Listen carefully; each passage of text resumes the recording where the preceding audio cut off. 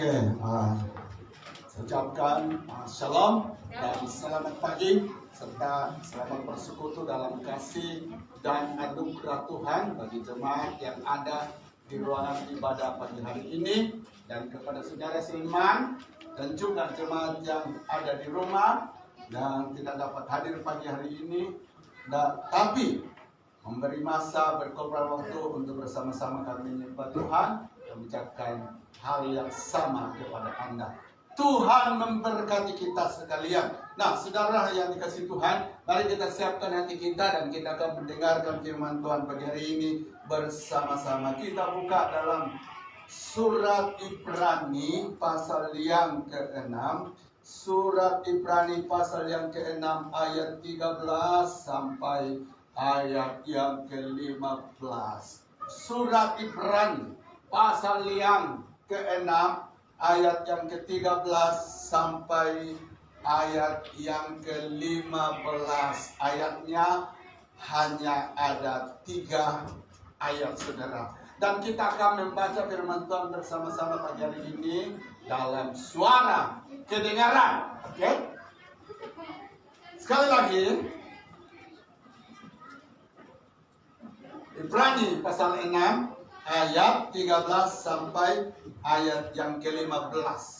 Mari kita baca firman Tuhan bersama-sama dalam hitungan yang ketiga. 1, 2, 3. Sebab ketika Allah memberikan janjinya kepada Abraham, ia bersumpah demi dirinya sendiri, karena tidak ada orang yang lebih tinggi daripadanya. Katanya, sesungguhnya aku akan memberkati engkau berlimpah-limpah dan akan membuat engkau sangat banyak. Abraham menanti dengan sabar, dan dengan demikian ia memperoleh apa yang dijanjikan kepadanya. Nah, saudara yang dikasihi Tuhan Yesus Kristus, ayat yang akan menjadi bahan renungan kita ya pagi hari ini, saudara, adalah di ayat yang terakhir ya dari pasal 6 ayat yang ke-15. Dikatakan di sini Abraham menanti dengan sabar.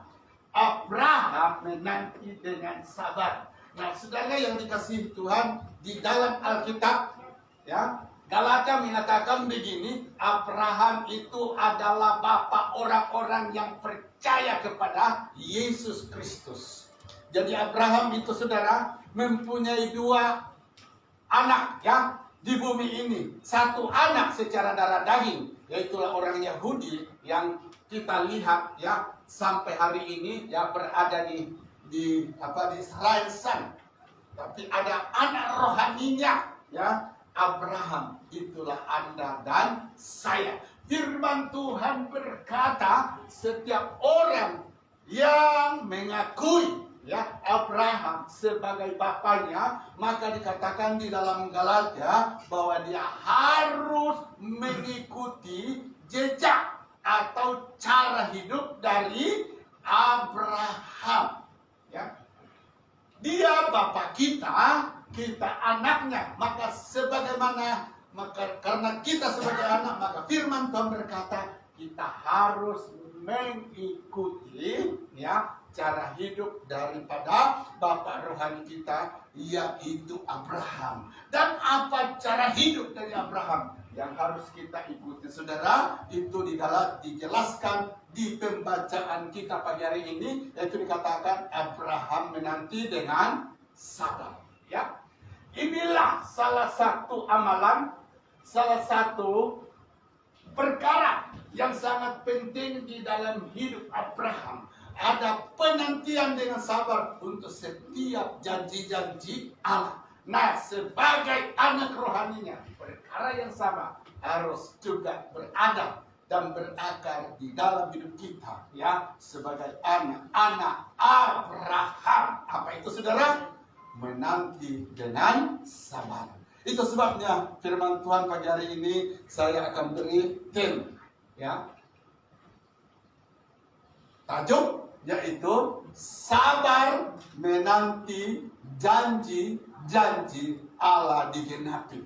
Nah, saudara yang dikasihi Tuhan, perkataan sabar menanti ini sesuatu yang tidak populer hari ini. Dan Anda juga saya, perkataan seperti ini adalah hal yang Anda tidak sukai. Betul atau tidak? Kadang-kadang saudara yang dikasihi Tuhan, karena orang ya ada masalah, menjadi pergumulan, bilas, menunggu dengan sabar, maka saudara yang dikasihi Tuhan, kadang-kadang orang itu menampakkan ada tanda-tanda sakit jiwa di dalam dirinya. Betul atau tidak? Saya menyaksikan saudara. Coba Anda ya saat menunggu anak istri karena pergian ke suatu tempat, tiba-tiba hanya Anda dengan handphone. Maka saudara yang kasih Tuhan, saat Anda menunggu orang yang ditunggu-tunggu, pasti Anda akan cakap-cakap sendiri. Kenapa ini Bapak Jos belum datang? Itu kan? Ya. Tidak ada orang di sampingnya. Berarti ada tanda-tanda sakit jiwa. Iya betul.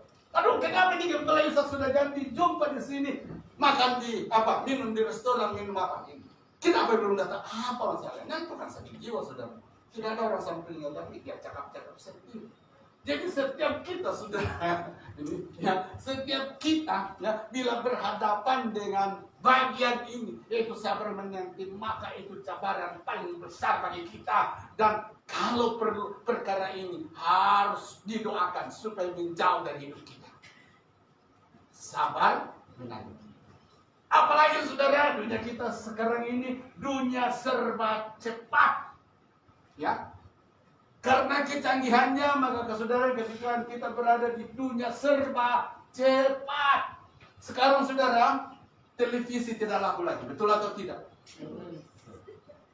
Ya, dulu mau dengar berita apa berita hari ini saudara, oh kita tunggu jam 8 ada berita TV 3, terus berita TV 1. Tapi sekarang saudara tidak perlu. Begitu buka handphone, mau tengok berita harian, berita metro, tiba-tiba tahu apa terjadi di dunia, apa terjadi di Malaysia. Makanya nanti jam 8 orang yang perlu mau tengok berita sudah ketinggalan zaman. Sudah ketinggalan. Nah itu keadaan hari ini. Nah saudara yang dikasihi Tuhan, dulu ya bila kita mengirim uang kepada seseorang, apa? Harus melalui bank. Dan untuk mengambil uang itu, kita harus pergi kepada bank. Tapi sekarang saudara, sudah apa? Sudah main apa? Di handphone, oke saya sudah kirim. Tidak perlu pergi bank. Sudah kirim, tidak perlu pergi saya. Tinggal pergi belanja, selesai. Itulah dunia kita sekarang ini. Makanya saudara yang kasih Tuhan, makanan yang paling laku di kedai adalah makanan yang segera, instan. Amin. Betul-betul. Ya, semua tertulis apa saja, instan, makanan instan, segera, cepat. Orang tidak mau lagi belajar sabar menunggu, sabar nanti, karena ini pergumulan yang boleh membawa sakit jiwa. Namun pagi hari ini saudara yang dikasihi Tuhan, kita menolak, kita berdoa, kita usir ini dalam nama Yesus keluar, tetap tidak akan keluar. Kenapa? Memang ini adalah prinsip ya, dasar firman Allah. Ya, di dalam kita berhubungan dengan Dia, dan di dalam juga kita menantikan ya janjinya untuk digenapi di dalam hidup kita. Nah, saudara yang dikasihi Tuhan, sekarang muncul soalan, muncul pertanyaan, mengapa ya kita harus sabar menanti ya untuk janji-janji Allah digenapi dalam hidup kita? Nah, mari kita lihat beberapa alasannya, saudara. Ya, oke. Nah, yang pertama lihat di sini.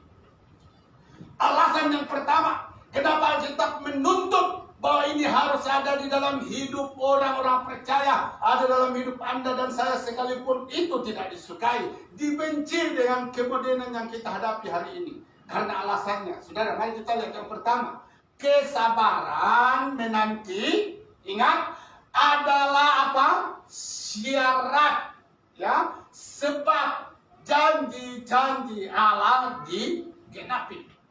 Nah, kesabaran penting ada di dalam hidup kita, saudara, karena itu syarat. Itu jadi jaminan Allah untuk apa? Menggenapi janji-janjinya di dalam hidup kita. Nah, saudara yang dikasihi Tuhan, Kita lihat dulu apa janji Allah itu. Oke? Nah, ini ayat yang ke-14. Katanya, sesungguhnya aku apa? Akan memberkati engkau apa? Berlimpah-limpah, dan akan membuat engkau apa? Sangat banyak. Inilah janji Allah kepada apa? Abraham. Tapi janji ini apakah juga berlaku bagi Anda dan saya? Berlaku. Karena kita mengatakan, ya, Allah itu tidak pandang bulu, ya, tidak memilih, ya, memilih-milih muka rupa kita. Yang kedua, saya katakan tadi, Anda dan saya adalah anaknya Abraham, maka kita adalah ahli waris. Amin. Jadi Tuhan berjanji kepada Abraham, aku akan memberkati engkau apa? Berlimpah-limpah, dan engkau akan apa? Banyak, sangat banyak apa? Akan membuat engkau sangat banyak. Jadi berkat ini, saudara, bukan hanya berhenti kepada Abraham, tetapi juga akan diteruskan kepada anak cucunya. Siapa anak cucunya? Anda dan saya. Itulah janji Allah. Ya, itulah janji Allah. Itulah berkat-berkat yang Tuhan janjikan kepada apa? Kita. Nah, masalahnya di sini, saudara, yang dikasih Tuhan, ya, untuk supaya berkat-berkat ini, ya, menjadi kenyataan dalam hidup kita. Alkitab mengatakan, ya, saudara, dikatakan yang pertama, Anda dan saya harus, ya, sabar menunggu. Amin. Coba kita lihat ayatnya, ya. Masih ayat tadi. Abraham menanti dengan sabar janji tadi, yaitu hidup berkelimpahan dan sangat banyak anaknya. Dan dengan demikian ia memperoleh apa yang dijanjikan. Nah, saudara yang dikasihi Tuhan, pada poin yang pertama, ya, Abraham diberkati itu atau tidak? Pilihan di tangan Allah atau pilihan di tangan Abraham? Di tangan Abraham. Abraham memilih untuk menanti dengan sabar. Maka saudara yang dikasihi Tuhan, ayat selanjutnya berkata, lalu Allah, ya, lalu Allah tanpa ada halangan menyalurkan, ya, berkat-berkatnya kepada Abraham seperti yang dijanjikan. Ya. Jadi saudara yang dikasihi Tuhan, berkat, ya, janji-janji Allah, ya, itu tetap ada syaratnya. Tidak ada Allah terus dia memberikan begitu saja. Kalau saudara yang dikasihi Tuhan, tiada syaratnya untuk kita menerima berkat daripada Tuhan, maka lama sudah dunia ini tiada orang miskin. Lama sudah dunia ini tiada orang bodoh. Lama sudah dunia ini tiada penyakit. Tapi saudara, ya, berkat Allah itu untuk dialirkan, untuk dinyatakan dalam hidup Anda dan hidup saya, Anda harus membuat pilihan. Anda harus menjalani syaratnya. Yaitu apa? Menanti dengan sabar. Nah, ada satu cerita begini, saudara. Ada seorang pendeta, ya, dari Jerman, siapa namanya? Sudah mati, saudara. Dia penginjil di Afrika, dan bila mengadakan penginjilan jutaan orang di Afrika bertobat terima Yesus. Itu sebabnya kegerakan, ya, yang besar, ya, saat ini sedang terjadi di Afrika. Ada gereja, saudara, karena terlalu besar, maka untuk mengantar jemaat pergi di altar call, kalau saudara kasih Tuhan perlu dipandu, ya, perlu bawa kursi. Begitu besarnya gereja di sana. Saya tidak tahu itu di mana, tapi ini yang saya lihat di dalam internet dan beberapa hamba Tuhan yang telah mengetahui. Oke, saudara yang dikasih Tuhan, nama hamba Tuhan ini Reinhard Bonnke, orang Jerman, saudara. Satu ketika, ya, waktu dia kembali ke negeri asalnya, saudara, orang bertanya sama dia, kami di Pak Pendeta sedang khotbah, ya, di dalam Yesus diberkati. Nah, apa yang terjadi? Tapi kenyataannya sekarang, dunia yang kita hadapi penuh dengan penyakit, penuh dengan masalah. Bagaimana mungkin firman itu benar atau tidak? Nah, Pendeta Reinhard Bonnke ini bertanya, Anda pekerjaannya apa? Dia katakan, aku bekerja di kilang sabun. Tahu sabun saudara, tahu kan? Ya, kerjaannya apa? Biasa kerja di kilang pengeluar sabun mandi, sabun cuci. Nah, betul juga. Lalu, lihat kita tanya begini. Sekalipun Anda seorang pekerja di kilang sabun, tapi kalau Anda tidak pernah mengambil sabun itu untuk Anda gunakan mandi atau mencuci pakaian, apakah ada gunanya sabun bagi Anda? Dikatakan tidak. Jadi bila sabun itu berguna bagi Anda, saat Anda mengambilnya lalu menggunakan, ya mandi, saat mandi, menggunakan mencuci, saat apa mencuci, baru ada gunanya sabun itu. Ya, kalau Anda tidak menggunakan sabun sekalipun Anda bekerja di kilang itu, tetap tidak ada gunanya. Sama halnya, Yesus memang memberkati, tapi kalau kita tidak mau terima Dia, tetap Tuhan tidak boleh buat apa-apa. Sebab itu syaratnya Tuhan memberi kedamaian dalam hati. Syarat Tuhan untuk mengangkat kita dari kutuk. Syarat Tuhan untuk memberkati kita. Caranya adalah percaya sama Dia. Amin. Anda mau percaya atau tidak? Karena orang ini orang ateis, saudara. Ya, kalau kita tidak percaya Yesus tak dengan paham ateis, maka sampai dunia kiamat pun kamu tidak akan pernah melihat apa yang Tuhan berikan kepada dunia ini, termasuk kepada Anda. Jadi caranya percayalah sekarang. Tolak pahaman ateis yang kami pegang, yang kamu anuti itu. Nah, saudara kasih Tuhan, baru ateis ini sadar dia juga ya, betul. Selama saya tidak percaya Yesus, selama itu saya tidak boleh menikmati berkat-berkat yang ada di dalam Dia. Saya tidak tahu apa akhirnya, apa pilihan, apa keputusan yang diambil oleh ateis ini, saudara. Dan itu sangat jelas menjadi contoh bagi kita bahwa ternyata tidak sembarangan dalam memberkati. Ada syaratnya yang harus dilalui. Apa saudara? Harus menanti dengan sabar. Amin. Inilah yang harus kita bangun di dalam hidup kita. Nah, saudara kasih Tuhan, di dalam Alkitab kita akan lihat ya beberapa tokoh. Tahu tokoh?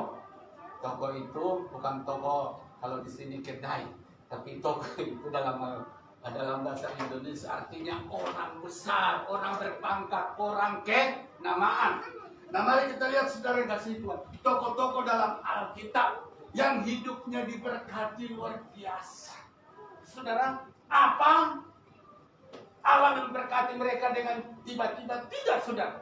Di dalam hidup mereka harus menjalani dan harus berpegang, harus menjalani prinsip ini, yaitu harus menanti dengan sabar untuk setiap janji-janji Allah dinyatakan kepada dia, baru kemudian janji Allah itu menjadi miliknya. Coba kita lihat sekarang. Ya, Nuh harus sabar menanti menunggu berapa?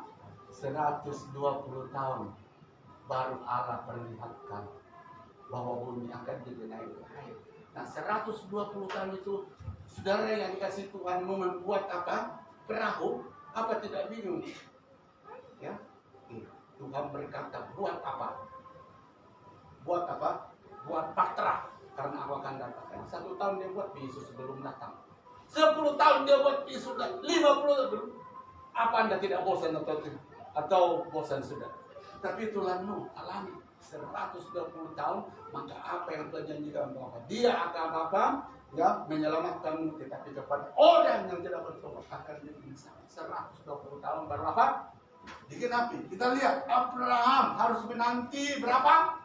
25 tahun. Tuhan berkata di dalam Kejadian 12 ayat 1 sampai 3, dengan aku akan berkati engkau. Tapi saudara yang kasih Tuhan, di Kejadian 21 ayat 5 nanti digenapi sesudah Abraham berapa? Umur berapa? Sesudah Abraham menanti, menunggu berapa? 25 tahun. Terus kita lihat Yusuf harus menunggu 13 tahun ya, untuk menerima berkat dari Allah secara berkelimpahan dalam hidupnya. Daud, dia harus menunggu apa? 13 tahun untuk menikmati berkat-berkat Tuhan di dalam hidupnya secara berkelimpahan. Nah, mereka ini orang-orang hebat, mengalami berkat Tuhan. Apa syaratnya, saudara? Karena dikatakan firman Allah tadi, dikatakan dia sabar apa? Menunggu, menanti janji-janji Allah itu digenapi di dalam hidupnya. Nah, saudara, coba kita lihat dalam hidup kita. Apa kesabaran seperti ini boleh kita teladani? Jujur saja saudara, pasti saya suka. Ini tak payah lambi 120 tahun, ambil yang rendah saja, 13 tahun. Harus menunggu janji-janji Allah baru digenapi. Nah, oke. Saya mau tanya saudara, Bapak Jos berapa lama menunggu baru ada anak? Kira-kira ingat? 3 tahun. Ibu Rosna? 3 tahun. Saya menunggu 2 tahun baru ada anak. Amin. Ibu Elsa berapa? 1 tahun. Luar biasa Ibu Elsa 1 tahun. Nah saudara yang dikasih Tuhan, menunggu itu saya katakan adalah pekerjaan paling berat. Tunggu 2 jam sudah sakit jiwa. Apalagi menunggu apa? Sekian tahun. Itu satu perjalanan yang sangat berat. Tapi saya katakan saudara, banyak orang gagal. Banyak orang terhalang menikmati janji-janji Allah dan sukar melihat berbagai. Karena saudara kita ada masalah ini, sukar menunggu, menanti dengan sabar. Inilah yang harus kita bangun di dalam hidup kita. Ada amin? Nah, saudara yang kasih Tuhan, itu yang pertama, menanti dengan sabar. Oke, kita lihat yang kedua. Apa dikatakan? Mengapa kita harus bersabar ya dalam menantikan janji Allah? Ini yang kedua. Dikatakan waktu kita berbeda dengan waktunya Tuhan. Saudara, coba kita lihat ayatnya di sini. Oke.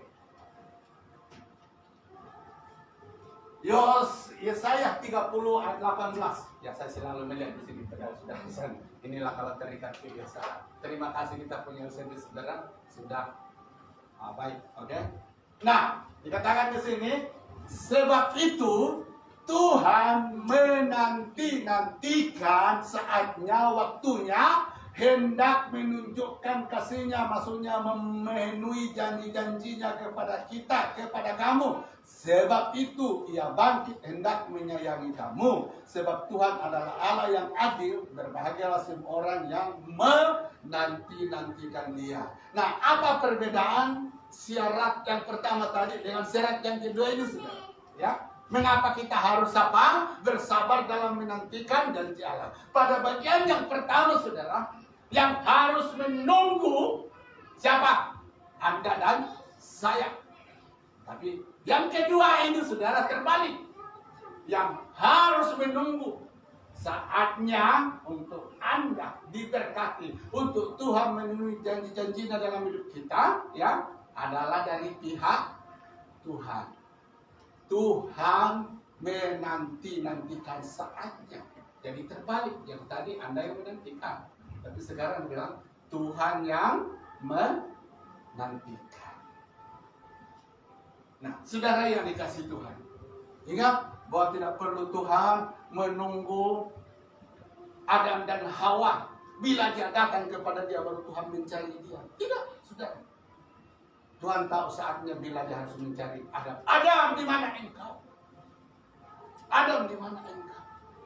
Jadi saudara yang disebut, ketika Allah memutuskan bahwa ini saatnya, ya, Anda memberkati, Anda ingat atau lupa, ya, Anda siap atau tidak? Kalau sudah saatnya Tuhan memberkati, maka Anda akan melihat janji-janji Allah itu dinyatakan dalam hidup kita.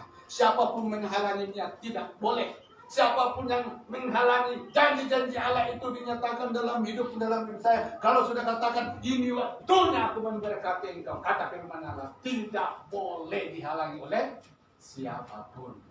Jadi saudara yang dikasih Tuhan, apa yang Anda dan saya harapkan hari ini, ya, janji-janji Tuhan yang menjadi ya idaman Allah, pendapat Anda untuk Allah genapi dalam hidupmu, dalam hidup saya hari ini, saudara yang Tuhan. Mungkin Anda sudah menanti dengan sabar, tapi Tuhan berkata, ya itu adalah tugas kamu. Sekarang tugas saya dulu harus dipenuhi. Harus saya juga menantikan saatnya. Baru saya apa? Memberkati kamu. Ingat saudara yang kasih Tuhan, waktu Tuhan adalah waktu yang terbaik. Amin. Ya, kadang-kadang kita begini, Tuhan saya mau berdoa, ini hari saya butuhkan apa yang saya perlu. Tuhan berkata, apa yang kau butuhkan hari ini sebenarnya itu 1 tahun akan datang baru boleh. Tapi karena hawa nafsu, maka kita secepat itu apa? Menginginkannya. Nah, saudara yang dikasih Tuhan, khususnya saya kembali dengan perkataan saya awal tadi, karena kita berada di dunia instan. Orang segala sesuatu yang segera secepat itu terjadi. Tapi saudara yang situ ingat, ya hukum dalam penaburan, ya ingat tidak ada sesuatu yang kita tabur hari ini lalu petangannya apa? Bertumbuh. Tabur hari ini lalu petangannya kita petik. Tidak ada sudah. Ya, tidak ada. Selalu memakan masa. Ya, seorang petani bila menanam saudara sebuah tanaman, maka itu perlu masa, perlu waktu untuk melihat bila benda itu, bila tanaman boleh menghasilkan buah. Nah, kita di bagian yang kedua ini, firman Allah berkata, saudara, bahwa tak perlu kita ragu, tak perlu kita susah, tak perlu kita, saudara kasih Tuhan, hilang pengharapan, putus asa. Kenapa Tuhan belum apa memenuhi janji-janjinya dalam kita? Kenapa janji-janji Tuhan itu belum digenapi dalam hidup kita? Firman Tuhan berkata, Dia menanti-nantikan saatnya apa? Dia memberkati kamu. Amin. Nah, itu sebabnya saudara Tuhan, saat Allah sudah sampai waktunya untuk memberkati, kadang-kadang orang tidak siap. Tapi itulah saya katakan, Anda siap atau tidak? Kalau Tuhan katakan ini saatnya saya memberkati engkau, saudara, tidak ada yang boleh menghalangi. Amin. Jadi belajar menantikan saatnya Tuhan. Amin. Oke, mari kita lihat yang ketiga. Oke. Nah, mengapa kita harus bersabar dalam menantikan janji-janji Allah untuk digenapi? Yang ketiga dikatakan, ini perhatikan, sebelum janji digenapi oleh Allah, saudara, maka harus menjalani proses atau pembentukan terlebih dahulu. Amin. Sebelum janji-janji Allah ya digenapi di dalam hidup Anda dan di dalam hidup saya, apa bentuknya? Kata firman Allah, saudara yang dikasih Tuhan, kita harus menjalani proses atau pembentukan apa? Terlebih dahulu. Nah, apa yang diproses itu? Mari kita lihat.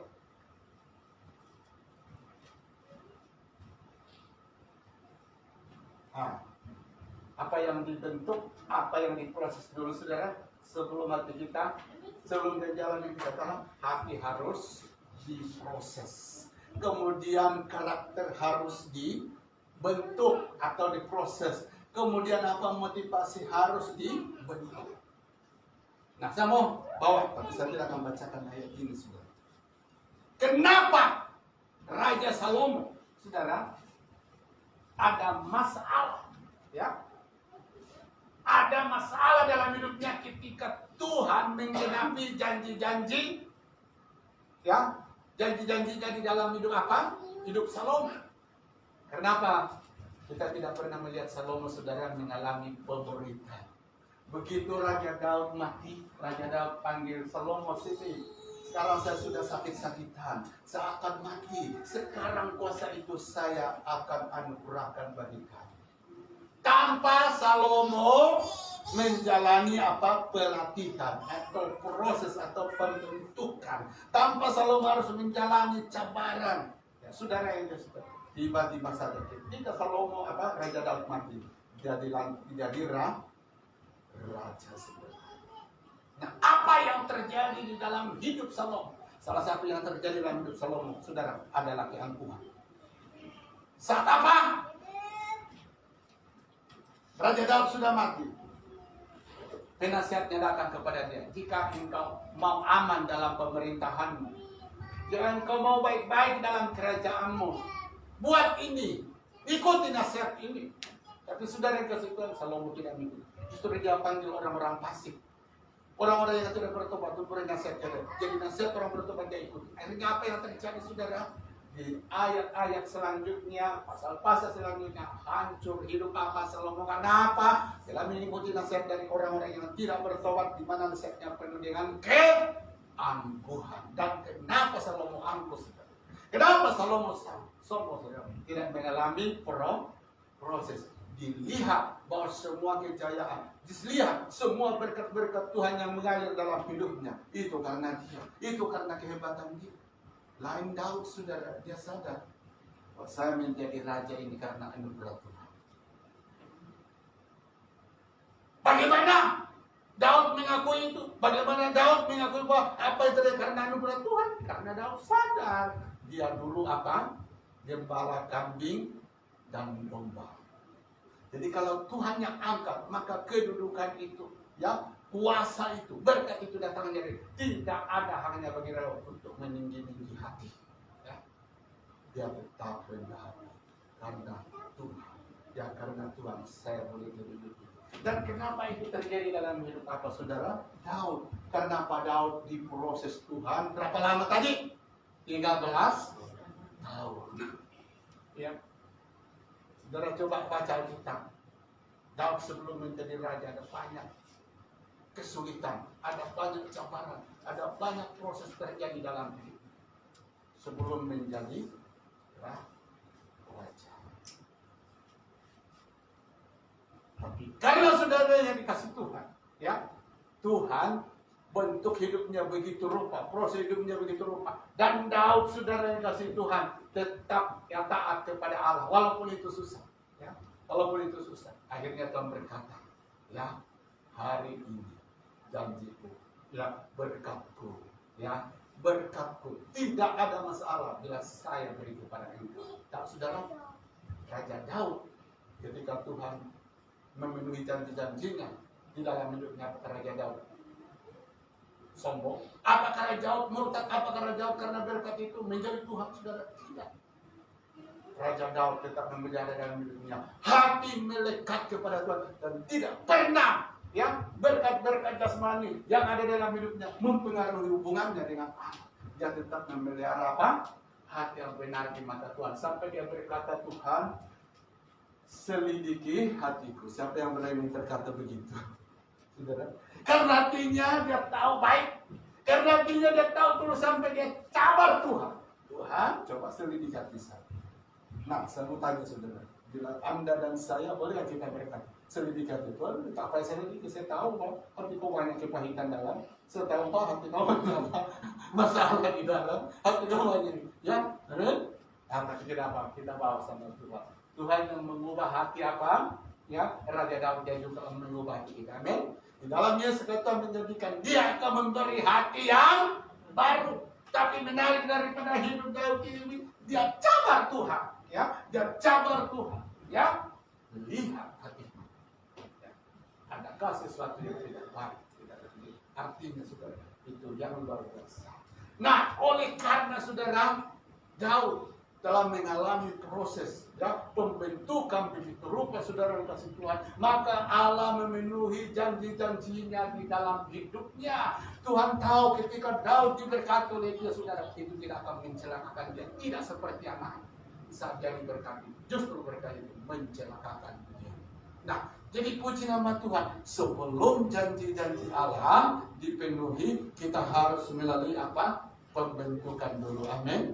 Makanya saudara yang dikasih Tuhan, kadang-kadang Tuhan izinkan kegagalan supaya kita sadar sama saya ini siapa. Ya. Tuhan izinkan penolakan, Tuhan izinkan peperangan sana sini dan lain sebagainya. Tuhan katakan jalani saja. Karena itu adalah proses, adalah pembentukan yang Tuhan sedang kerjakan di dalam hidup kita sebelum janji-janjinya dinyatakan dalam hidup kita. Ada amin? Apa proses Anda yang Anda sedang alami? Ya. Apa krisis Anda yang sedang Anda alami dan saya alami hari ini? Banyak saudara yang di situ. Tapi ingat saudara, proses itu tidak selamanya akan mengikat Anda. Ingat, Raja Daud di persekutuan hanya 13 tahun. Sesudah itu melihat kemenangan. Amin. Anda dan saya mungkin tidak perlu 13 tahun. Tuhan tahu. Oh, saya tahu kemampuan kamu, Pastor Yosayat. Tidak boleh 13 tahun. 5 tahun pun oke. 5 tahun saja. Oke. Dia tahu ukuran kemampuan kita semua. Jadi jalani saja. Amin.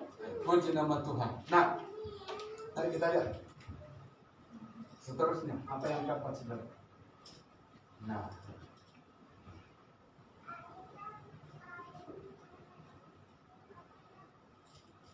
oke, kita lihat ayat ini ya. Saudara yang kasih Tuhan, sesuai dengan penjelasan tadi.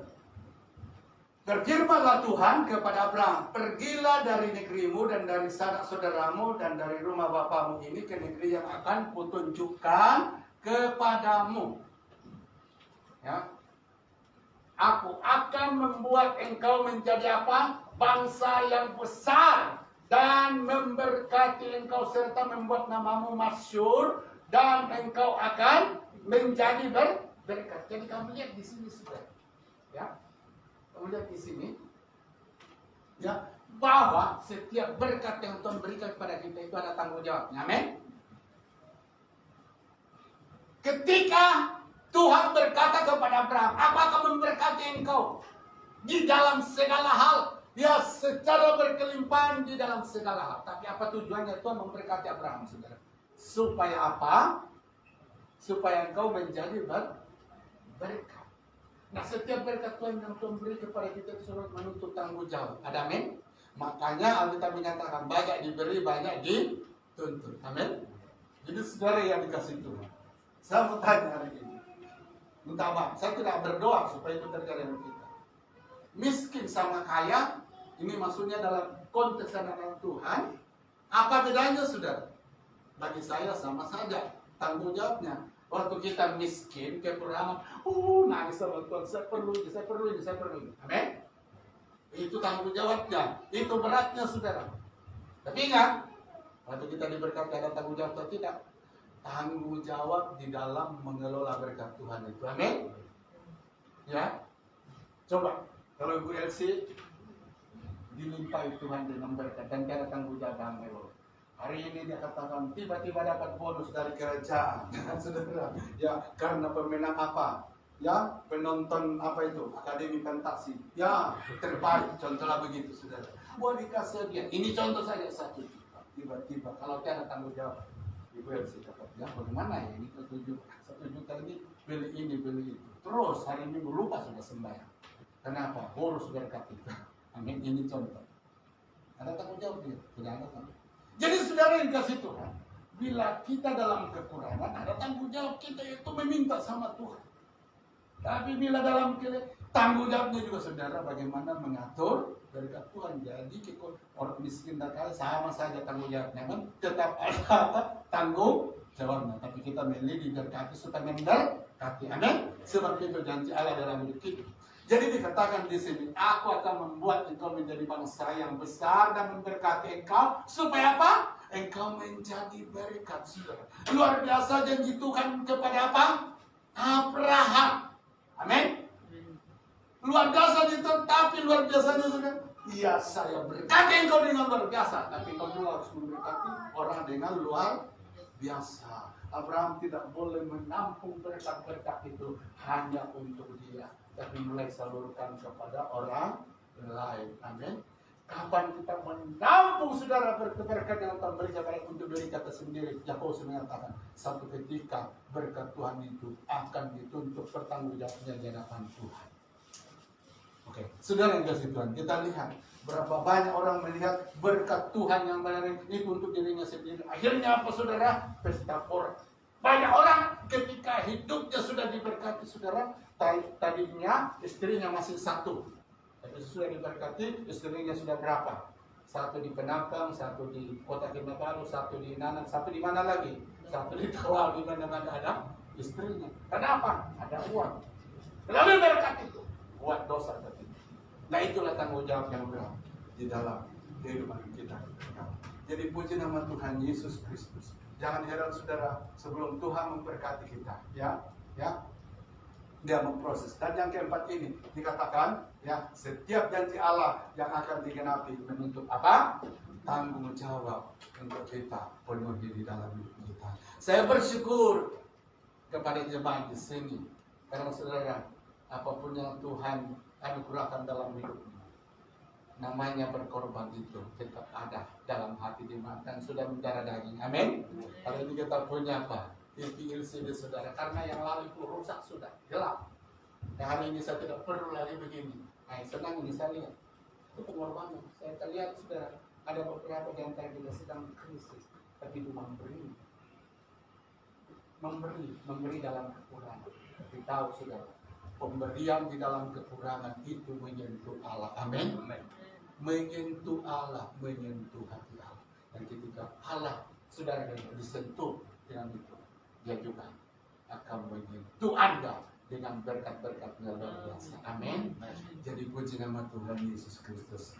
Inilah alasan kenapa kita harus ya menunggu, menanti dengan sabar. Untuk apa? Mengalami janji-janji Tuhan digenapi dalam hidup kita. Nah, supaya Anda tidak lupa, mari kita lihat dari awal. Nah, ya.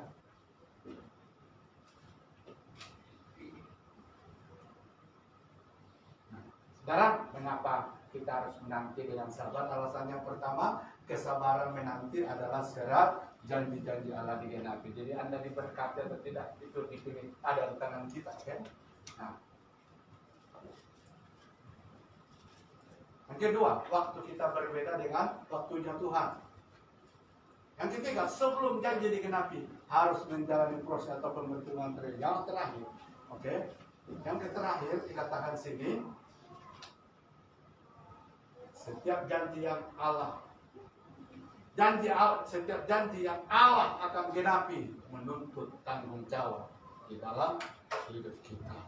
Itulah syaratnya, itulah alasannya kenapa Anda dan Tuhan harus bersabar di dalam menggenapi janji-janjinya untuk dinyatakan dalam hidup Anda dan dalam hidup saya. Amin. Puji nama Tuhan. Mari kita bangkit berdiri dan kiranya Roh Kudus menyimpan firman ini di dalam hidup kita. Jangan pernah hilang kesabaran atas janji-janji Allah di dalam hidupmu.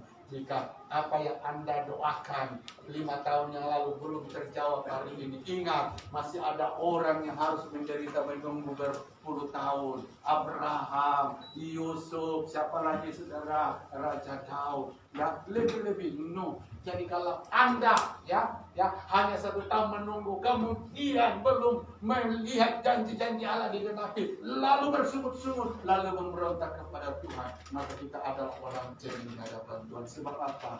Sudah ada orang yang saudaranya kasih Tuhan, sudah ada orang yang lebih menderita daripada kita dalam menantikan janjinya. Tapi karena kesabarannya, ya Tuhan memenuhi janji-janjinya. Oke.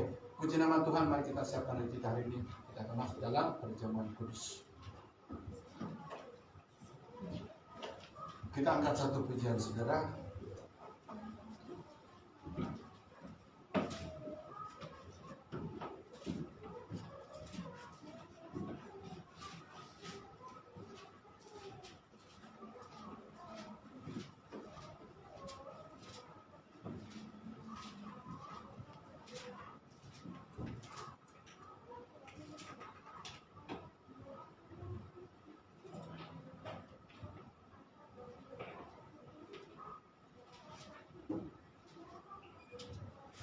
Haleluya, mari kita siapkan hati kita untuk bersekutu dengan tubuh dan darah Yesus Kristus. Tidak ada agama di dunia yang mengalami pengalaman seperti ini, saudara, selain Allah dan saya. Darah dan tubuh dari Sang Tuhan harus kita makan, harus kita minum sebagai satu simbol, sebagai satu tanda bahwa Anda dan saya dapat satu.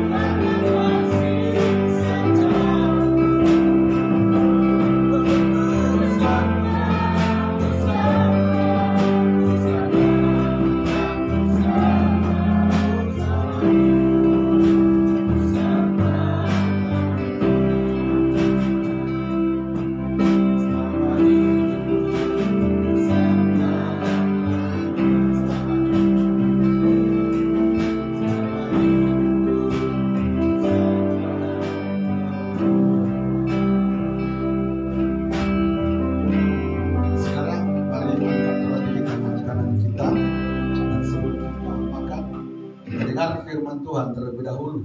Dan ketika mereka sedang makan, Yesus mengambil roti, mengucap berkat, memecah-mecahkannya, lalu memberikannya kepada murid-muridnya dan berkata, ambillah, makanlah, inilah tubuhku.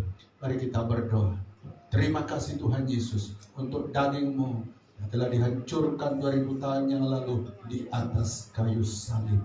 Melalui tubuh yang dihancurkan itu, daging yang dihancurkan itu, maka hari ini Bapa, segala dosa yang harus menjadi Tuhan Yesus bagian kami, di mana kami harus Tuhan menerima penghukuman karena akibatnya akan Tuhan Yesus Kristus akan dipindahkan, dan Tuhan Yesus penghukuman itu sudah ditanggung oleh Yesus Kristus. Itu sebabnya Tuhan kami bersyukur untuk pengorbanan-Mu, untuk kasih setia-Mu. Terima kasih sebentar anak-anak-Mu Tuhan akan makan roti ini, taruh di dalam roh mereka dengan kuasa-Mu, dengan cara-Mu sendiri untuk menjelaskan bahwa roti ini bukan roti sembarang, tapi dia menggambarkan tubuh Yesus yang sudah dihancurkan bagi kami. Kami makan, sucikan, kuduskan hidup kami dalam nama Yesus. Mari kita makan.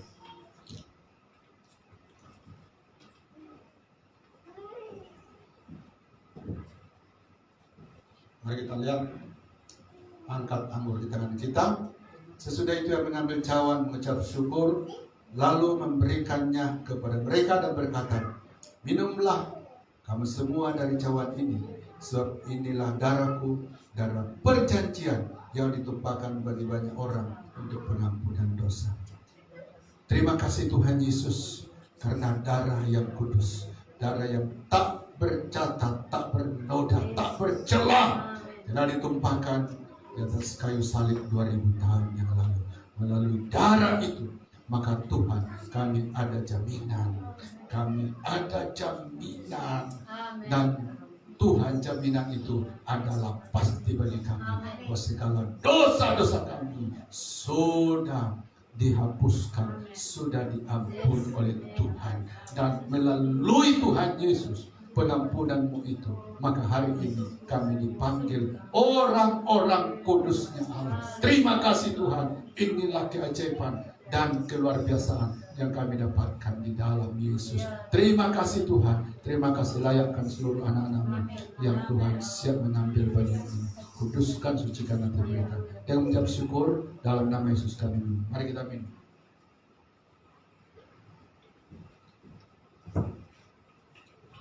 Saudara, mari kita masuk dalam doa. Ingat, hari ini kita mendengar janji Allah. Dan saudara yang dikasih Tuhan, janji Allah itu dijamin lewat darah dan dagingnya Yesus yang sudah dihancurkan. Hari ini saudara, dalam Yesus Kristus kita boleh melihat masa depan yang baik.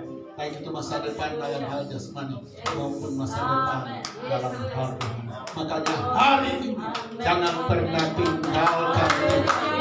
Hari ini jangan pernah tinggalkan Tuhan. Setia mengikut Tuhan, setia melayani Tuhan. Tuhan berkata, hanya soal waktu. Waktunya Tuhan, semua janjinya akan digenapi di dalam hidup Anda. Raja Daud berkata, dari kecil aku tidak pernah melihat orang benar ditinggalkan Allah.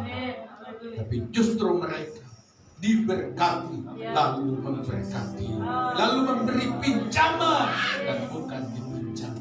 Itulah Tuhan, luar biasa. Jadi sekarang Bapak, kalau semua anak-anakmu yang ada dalam ruangan ini punya pergumulan, punya cabaran, punya kebutuhan, Tuhan Yesus hari ini kami bersyukur melalui darah dan daging-Mu yang dihancurkan, maka Bapa surga, kami ada jaminan bahwa satu ketika janji-janji Allah akan dipenuhi di dalam hidup kami. Terima kasih Tuhan, terima kasih, terima kasih, terima kasih Tuhan, terima kasih. Engkau Allah yang setia, Allah yang luar biasa. Terima kasih Tuhan. Kiranya Tuhan Yesus, firman-Mu ini menjadi penghiburan bagi anak-anak-Mu. tolong kami. Tolong kami Tuhan. Tolong kami. Setiap kali ada godaan, setiap kali ada bujukan setan, tipu daya dosa ingin membuat kami jauh daripada Engkau. Tolong kami supaya tetap setia sampai pada harga yang terakhir. Dan Tuhan sudah jelas hanya di dalam Yesus kami boleh melihat hal yang baik. Hanya di dalam Yesus kami boleh menerima dan melakukan hal yang baik. Di luar dari itu tidak. Terima kasih Tuhan. Terima kasih. Hormat kemuliaan bagi Yesus. Terima kasih dan mengucap syukur dalam nama Yesus kami semua berdoa. Amin.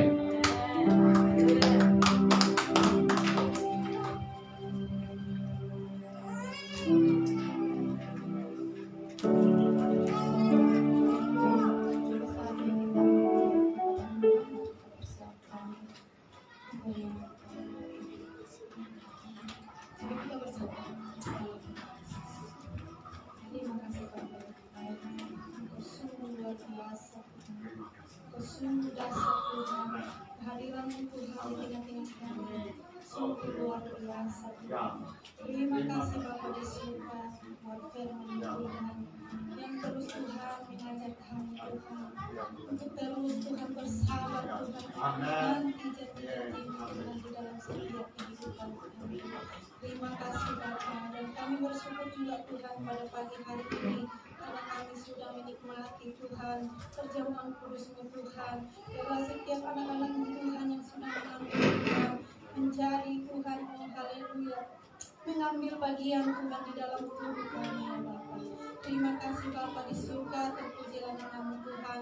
Dan saat ini Tuhan, tiba saatnya Tuhan kami akan memberi Tuhan persembahan kami. Besar kecilnya Tuhan pemberian kami pada pagi hari ini, Engkau memberkati Bapa. Terima kasih Bapa, Engkau berkati pekerjaan umat Tuhan di tempat ini. Apa saja yang dikerjakan tangan mereka Tuhan dapat berhasil sesuai dengan firman-Mu ya Bapa. Terima kasih Bapa, terima kasih kami memberi Tuhan dengan mengucap syukur hanya di dalam nama Tuhan Yesus. Haleluya. Amin. Haleluya, haleluya. Amin.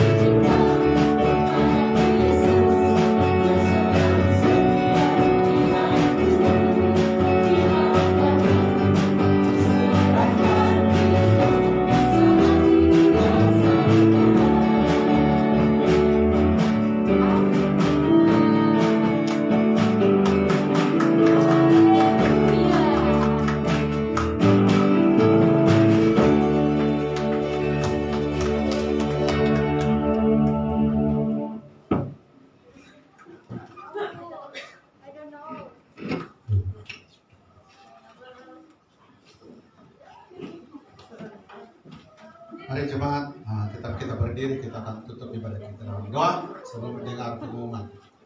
Semua pakai berdiri. Bapa di surga, Bapa dalam nama Yesus, sesudah kami menyembah Tuhan, sesudah kami memuliakan Allah melalui pujian penyembahan dan juga mendengar firman-Mu hari ini, maka saat dan masanya jemaat-jemaat-Mu akan siap-siap pulang ke rumah masing-masing. Untuk itu Bapa, sebelum mereka meninggalkan ruangan ini, kami berdoa supaya tugas-tugas yang mereka hadapi sepanjang minggu ini, kiranya Engkau menyertai mereka. Terima kasih Tuhan, sebab kami tahu bila penyertaan bersama kami melihat hal-hal yang baik akan Tuhan nyatakan dalam hidup kami. Sekalipun Tuhan yang kami hadapi adalah masalah, di ujungnya tetap ada hal yang baik yang Tuhan anugerahkan kepada kami. Terima kasih Tuhan. Kami berdoa untuk bangsa dan negara kami Malaysia yang hari ini sedang bertungkus lumus Tuhan, untuk Tuhan menghentikan jangkitan COVID-19 yang telah mencipta banyak krisis di bangsa Indah dan juga di seluruh dunia. Kami berdoa Bapa Surgawi supaya Tuhan Engkau memberi hikmat, Engkau memberi Tuhan hikmat kepada Tuhan pentadbir pemimpin negara dan bangsa kami ini, sehingga Tuhan di dalam menghentikan penyakit yang sedang merajalela ini mereka menemukan jawabannya. Terima kasih Tuhan, terima kasih. Dan kami berdoa bagi Tuhan masyarakat Tuhan di bangsa ini, rakyat di bangsa ini yang masih Tuhan menderita dan mengalami Tuhan gangguan karena penyakit ini. Kiranya Tuhan hari ini Tuhan kami bawa orang itu di hadapan-Mu. Tuhan tolong di dalam nama Yesus, Tuhan sembuhkan. Terima kasih Tuhan. Dan kami berdoa secara khusus untuk jenis COVID hari ini, yaitu Omikron yang sedang menakutkan banyak bangsa dan dunia hari ini. Kami berdoa Tuhan, kiranya Tuhan anugerah-Mu dilimpahkan kepada bangsa ini, supaya lewat anugerah-Mu penyakit itu tidak akan Tuhan masuk di negara ini, karena sudah cukup kami lihat pernah Tuhan menghadapi Tuhan COVID yang Tuhan baru Tuhan berlalu dan sedang kami hadapi. Untuk itu Tuhan, COVID yang baru ini sekali lagi kami tolak di dalam nama Yesus. Tidak akan Tuhan masuk dan Tuhan berada di bangsa ini. Terima kasih Tuhan, terima kasih Tuhan Yesus. Kami berdoa untuk perayaan Natal yang kami adakan minggu depan. Campur tangan Tuhan, segala gangguan dari roh-roh jahat yang boleh bekerja melalui kepenatan, yang boleh bekerja melalui emosi, melalui ketidakpuasan, apa saja bentuknya, kami hancurkan, patahkan dalam nama Yesus. Satu hal yang kami minta, di tengah-tengah krisis yang sedang Tuhan mengganggu jalannya pekerjaan Allah, tapi kami umat-Mu di sini Tuhan tetap berkomitmen mengadakan perayaan Natal. Kiranya Bapa, Engkau melihat kesungguhan kami itu. Tuhan Yesus, tolong berkati kiranya ibadah kami pada minggu akan datang semua berjalan dengan baik. Terima kasih Tuhan, terima kasih hadirat yang kami alami hari ini juga kami akan alami pada minggu hadapan. Terima kasih Tuhan, terima kasih kepada semua yang terlibat Tuhan untuk mempersiapkan perayaan Natal ini. Kepada mereka yang mengalami kepenatan karena mendekorasi tempat ini, Tuhan berkati pengorbanan mereka dalam apa bentuk. Umat-Mu Tuhan yang berkorban dalam bentuk keuangan Tuhan untuk menjayakan perang juga Tuhan berkati. Apapun jenis pengorbanan kami Tuhan yang kami berikan untuk berjayanya perayaan ini, Tuhan semua memberkati dan membalasnya berlipat kali ganda. Khusus kami berdoa kepada anak-anak Tuhan yang telah berkorban untuk Tuhan Yesus, berkorban keuangan Tuhan untuk kami membeli sebuah Tuhan kemudahan di dalam menyembah Allah, yaitu TV LCD. Tuhan berkati mereka itu Tuhan. Kami tahu banyak di antara mereka banyak kebutuhan, tapi kebutuhan mereka Tuhan tinggalkan dulu dan mengutamakan Tuhan dan siap berkorban dengan memberi, dan benda itu kami sedang nikmati hari ini. Untuk itu Bapak, kepada pribadi-pribadi ini Tuhan memberkati, membalasnya berlipat-lipat kali ganda. Kami mau Tuhan Yesus, bahwa ketika anak-Mu memberi dalam kekurangan Allah, hati Allah tersentuh, maka Tuhan Yesus kami percaya juga bahwa pengorbanan mereka akan menyentuh hati Allah, dan Allah siap juga akan menyentuh kami dengan berkat-berkat yang luar biasa. Terima kasih Tuhan, hormat, kemuliaan, keagungan bagi nama Tuhan. Mari jemaat angkat tangan dan terima berkat dari Tuhan. Jemaat yang dikasih Tuhan, sebentar kita akan bersurai dari tempat ini. Terimalah anugerah Allah dari Allah Bapa melalui anaknya Yesus Kristus. Kiranya persekutuan Roh Kudusnya menyertai jemaat mulai hari ini sampai Yesus datang pada kali yang kedua. Dengan mengucap syukur dalam nama Yesus, kami sudah berdoa dan semuanya berkata, Amin.